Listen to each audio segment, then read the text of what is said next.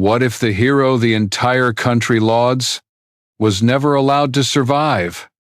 25 years ago, he was sent on a death mission not to win, but to serve as a living test subject. No reinforcements arrived, no explanations were offered.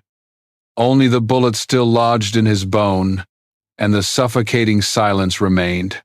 Today he returns. He lifts his shirt, not to flaunt his medals, but to compel the whole system to confront the scar they tried so hard to erase. Because the truth never resides in the files. The helicopter descended low, its rumble like a predator's growl in the throat of the sky. The door swung open. The dense Luzon jungle sprawled below like a thick, mysterious carpet ready to swallow everything whole. Frank Hawkins, a seasoned SEAL whose hair had been flecked with salt and pepper since his 40s, tightened his harness, eyes fixed on the tree line's edge. They said this was a minimalist mission: find and extract, rescue a missing American scientist. But the map they'd been given was too tidy, the timeline too precise, and most telling the orders were too quiet. Frank had learned to smell a trap in silence this deep. They hit ground. No insects chirped, no animals stirred. The jungle held its breath. The wind stood frozen as if obeying commands. The five-man team spread out, boots sinking into the damp earth, eyes scanning every shadow. Frank led, his gaze slicing through layer upon layer of leaves, through roots long severed. Something was off. A zone supposedly controlled by rebels felt cleaner than a training field. Minutes later, an explosion tore the air apart. Bullets shredded the canopy overhead. A mine detonated. Every sound screamed in unison. Corporal Murphy soared skyward like a ragged scarecrow, blood bursting from his throat. Frank did not shout. He plunged forward, feeling something hot and jagged slice into his left flank, a shard of metal small enough to bury itself in his rib, but large enough to turn his chest into a throbbing agony. There was no time for fear, no room for hesitation. Frank crawled back through the smoke. His brothers fell around him, crying out, trembling in the mud. Alvarez's leg broken, eyes wide. Thompson's shoulder torn open, mouth garbled. Frank, blood soaking his shirt, summoned every ounce of strength to drag each man behind a fallen tree. No tactics, no command. Only the raw instinct to survive. The wind began to rise, as if intent on erasing all traces. Frank did not lower his weapon. With one hand he dragged Ray as the last man, while the other pressed against his swelling wound. His eyes never blinked. His face was ashen and unyielding.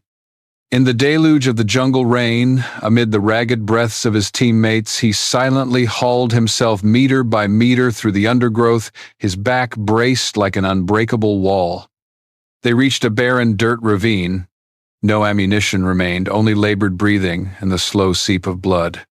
Frank collapsed, using his own body to shield the wounded man, every movement causing the bullet lodged in his chest to scream in protest.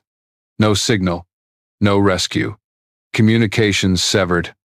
The entire jungle seemed to have been erected as a macabre stage, and they, the men sent in, merely supporting players in a predetermined drama. In that moment, Frank understood. This was not a failed mission.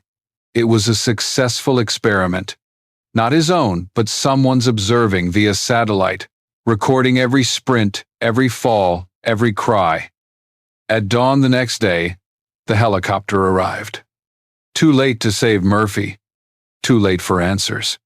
The SEAL medic leaned down, horror in his eyes, to find the old SEAL still clutching his comrade. Eyes wide, wrist trembling. The fragment of metal remained embedded in his chest like a dire warning. Frank Hawkins had survived, yet he did not return as a celebrated warrior. He returned as a judgment waiting to be delivered. But what kept him silent for 25 years until today? Welcome to Veteran Best Stories, where the war ends, but the stories live on. From the foxholes to front porches, we honor the silent battles our veterans still fight. Subscribe and walk with us beyond the battlefield. After 3 days in the field hospital, Frank Hawkins returned to Coronado Base to a reception of drums, flags, and the blare of brass horns, as if in a military recruitment film. Reporters jostled at the barracks gate. The generals stood in line. They spoke of courage, of the spirit of leaving no one behind, of a hero who had dragged 3 lives back from the brink of death. But no one asked, why did he have to drag them out in the first place? The speech had been written in advance. A skillful, concise text full of grandiose phrases, indomitable spirit, leadership in the face of adversity, adaptability on an asymmetric battlefield. Not one line mentioned the faulty map. Not one sentence spoke of the radio being jammed. Not a single question mark about how the rebels knew the exact drop point, even though those coordinates had never been made public. Frank sat in the front row, his chest bandaged, hands gripping his knees. He heard every word, and he understood perfectly the meticulously orchestrated silence, like applause. Not real, but loud enough to drown out what they wanted forgotten. The honors ceremony was held in the largest auditorium on the base. The medal lay in a velvet box, its silver gleaming. Frank stepped up onto the dais amid prolonged applause. Every camera focused on him. He stood tall, but his eyes did not look at the crowd. His gaze was not that of a hero, but of a survivor, just out of the fire, yet fully aware of who had stoked those flames. No one noticed that he tilted slightly to the left as he walked. That was where the bullet fragment still lay in his chest, too close to his lung.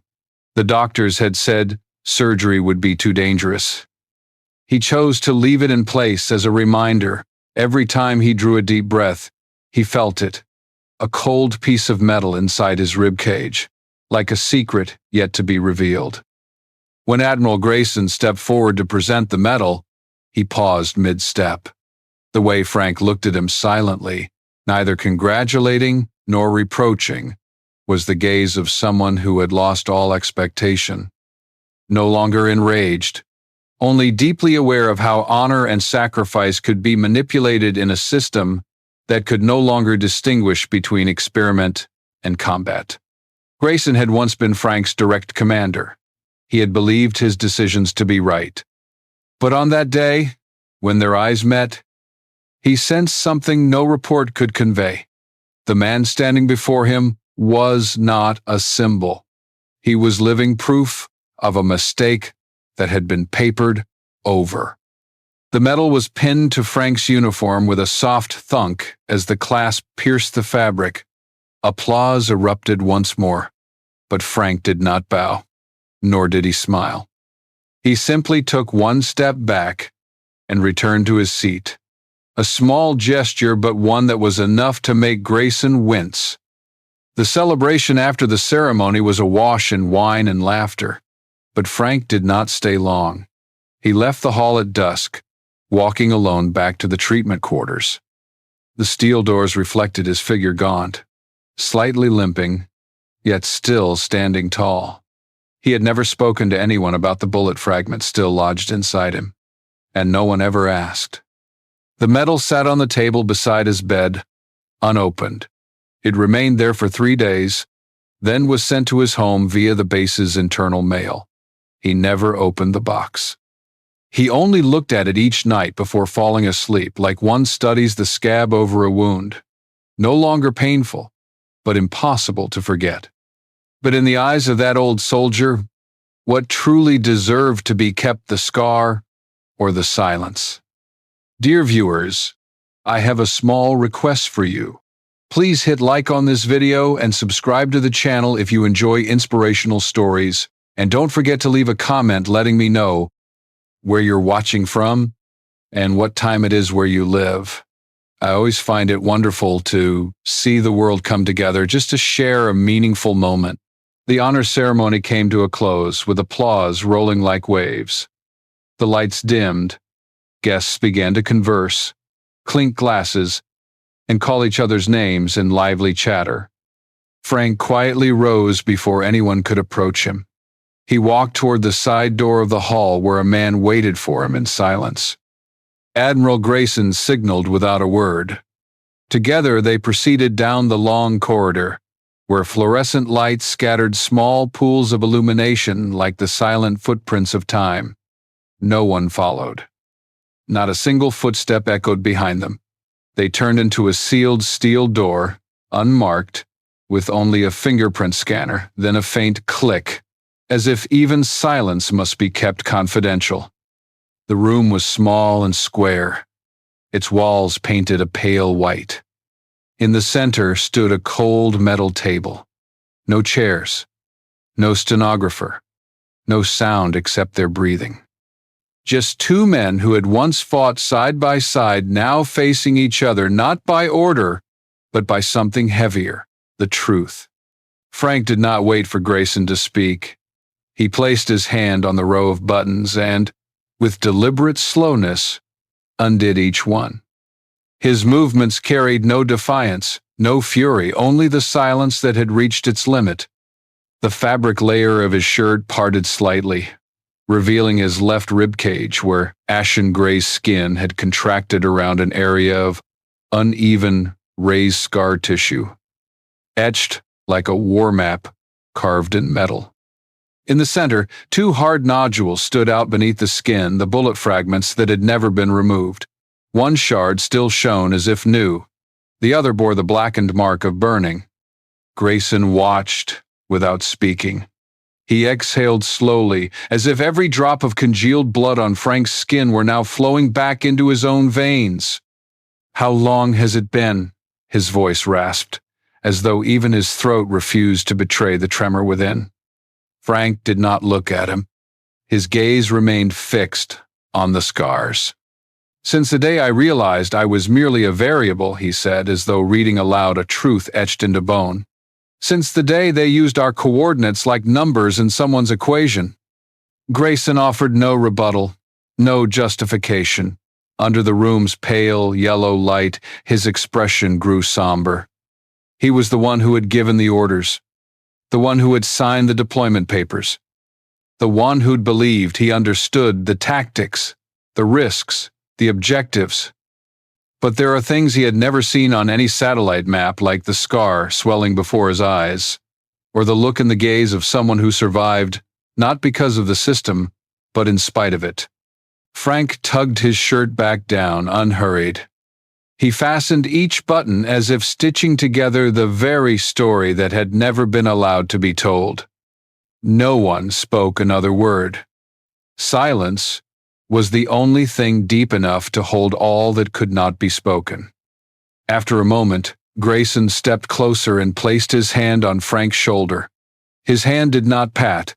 It simply stayed there, not to soothe, but to acknowledge. The truth, though late, was still present in that room. But if this is only the surface of the truth, what else lies deeper beneath that scar? Silence was the only thing Frank managed to hold on to after the war.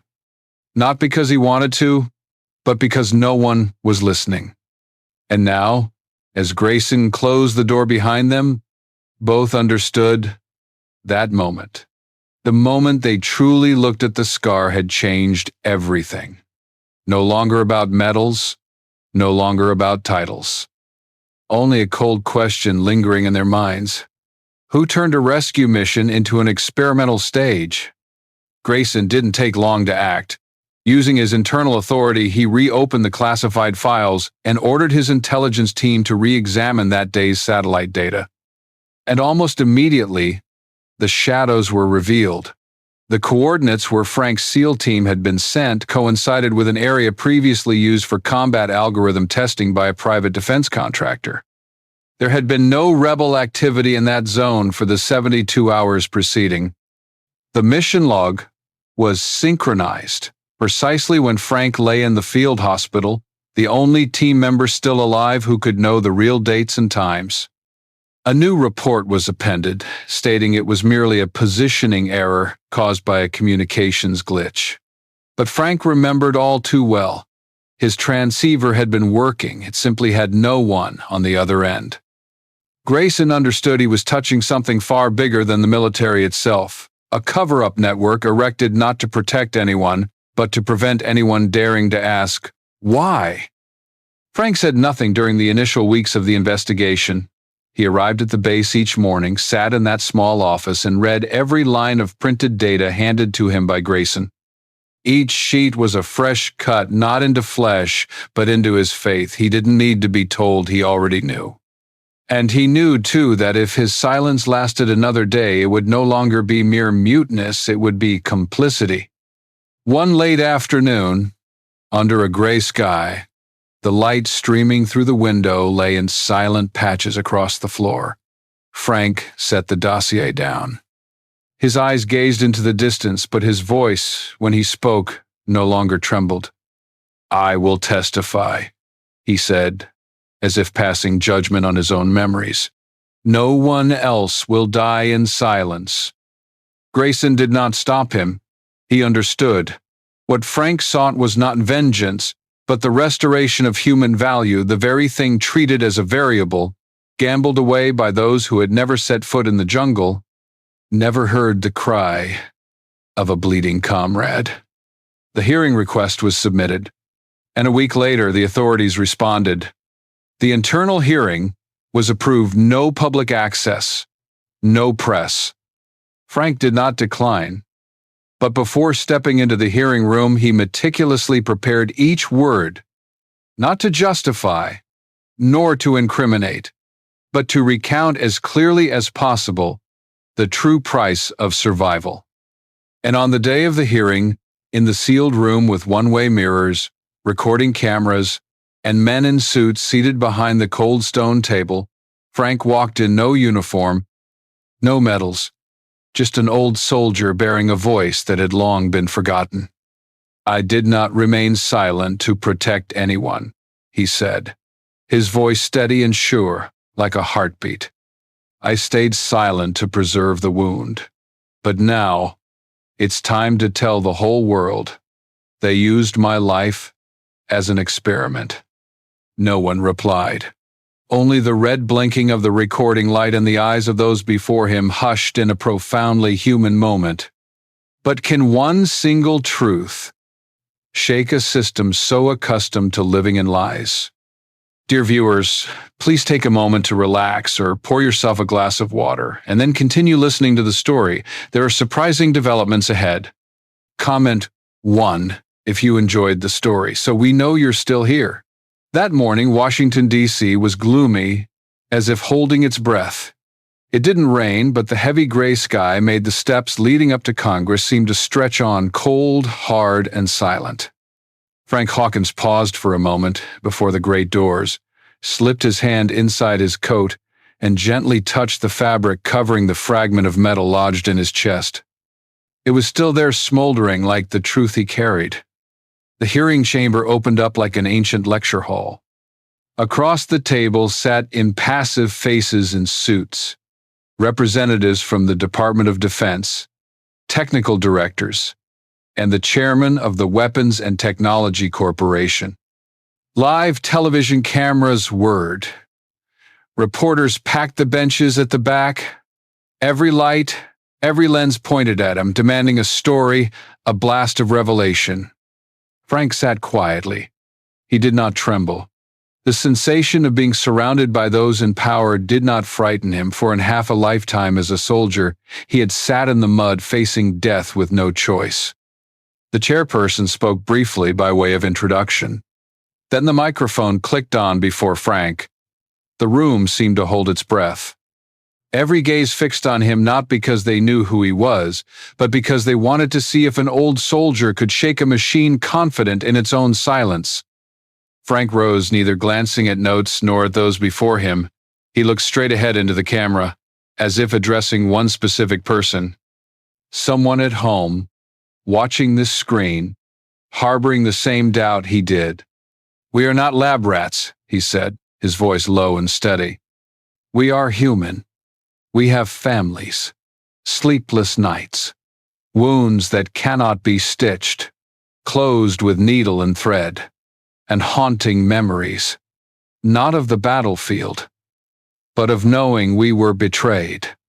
No one spoke up to refute, only the soft sound of a pen dropping onto the table. A defense engineer bowed his head, his finger twisting his wedding ring. The famed political television host leaned forward, not wanting to miss a single moment. Frank pressed on. He spoke little, only what needed to be told. No names, no words of fury. Yet each sentence was like a thin, even, and deep slice, so that listeners could see the blood seeping beneath the surface of the system they once trusted. A silence hung heavy, like a sob caught in the throat. Then, from the back row, a man stood, gaunt, with a slanted shoulder as if he'd been wounded before. He didn't raise his voice, only spoke loud enough to be heard. "I'm SEAL Class 118. I was on a similar mission, and I confirm what Frank says is true." The room seemed to shift. A few others nodded gently. Many faces changed expression, like the surface of ice cracking in one small place, not large, yet spreading fast. In that moment, Frank felt a hand on his shoulder. He turned. It was Grayson. His eyes were no longer cold and hard as before, but those of a man who had come to understand the burden of honor. Grayson did not speak aloud. He only inclined his head. "This battle has no bullets, but it is full of wounds, and no one should fight for the truth alone." Frank neither nodded nor wept. He merely sat back up, straightened his spine, and looked ahead as if he had never left the front line. Only now, there were no guns, but the fight to survive still went on. But is that solidarity enough to change a system used to burying real people beneath polished records? No cameras, no rounds of applause. The final ceremony took place in a narrow corridor on the south side of Coronado Naval Base. Pale yellow lights illuminated the old white walls, hung with photos of young sailors, their faces unweathered by age, their eyes still gleaming. Frank stood there, surrounded by a silent circle of very young sailors. They wore crisp uniforms, shoulders squared, hands holding their caps. Not one spoke. They had learned about him through the press, from officers' accounts and from Admiral Grayson's own gaze when he requested this badge presentation. It wasn't a prestigious medal, not a government award, just a small badge engraved with the words, "Symbol of Justice." It didn't sparkle with gold or silver, but it was cast in an idea the military seldom dares to voice: the courage to face the truth. Grayson faced Frank, offering no slogans, delivering no speech. He stepped forward and pinned the badge to the old sailor's left chest. No one applauded. Yet the silence that followed carried weight, as if everyone were listening to the heartbeat of a truth just acknowledged. Frank gently tightened the edge of his jacket. Then he raised his hand and removed the badge. Gently, slowly, as one carefully unravels a fragment of memory. "I don't need the medal anymore," he said, his voice low but carrying to every young sailor's ear. "I need the truth." There was no great reaction, yet every sailor in the corridor bowed their heads in unison. Not out of protocol, but because they understood.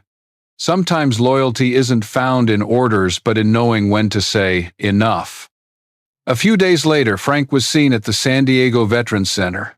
No escort, no reporters, only sunshine, sea breeze, and the soft laughter behind the beige building. Frank sat in the courtyard with young veterans, some with scars across their faces, others bearing invisible wounds. They played chess, read books, occasionally cracked jokes. But the clearest thing was that Frank's presence didn't bring pressure. Quite the opposite. He was the only one who made the atmosphere feel normal. He didn't speak much, but when he did, he told stories. Not the tale of a hero, but of a man who once chose silence, then chose to speak, and ultimately chose to forgive. "I have forgiven the system," he said when a PTSD veteran asked why he wasn't angry. "Not because it deserved forgiveness, but because if I didn't forgive, it would just keep repeating itself. Forgiveness is the only way to stop it from happening again so that our lives aren't just numbers." The young soldier didn't reply. He simply looked at him for a long moment. Then he nodded, not because he fully understood, but because he was learning how to. That afternoon, Frank stood before the sea. Waves lapped in steady rhythm like the heartbeat of something that had endured much pain. He placed a hand on his chest where the bullet fragment still rested and offered a faint smile. Not because the pain was gone, but because he knew he was no longer alone in this fight, and the truth at last had survived. Some battles are not fought on fields of war, but within the heart of a person. Frank did not fight to become a hero. He simply sought one thing, that a soldier's life be valued not as an experimental subject, not as a statistic. Through his journey, he did more than expose the truth. He taught us the greatest lesson of courage, the daring to forgive so that no one else must bear the weight again. If you have ever carried a wound in your heart, a truth never spoken, may this story touch you, as a reminder that you are not alone, and perhaps it is time to speak out for yourself and for those long forgotten. Thank you for following this journey to its end. If you found value in this story, please leave a like, drop a comment, and share it with those who need to hear it. Thank you for being part of this journey.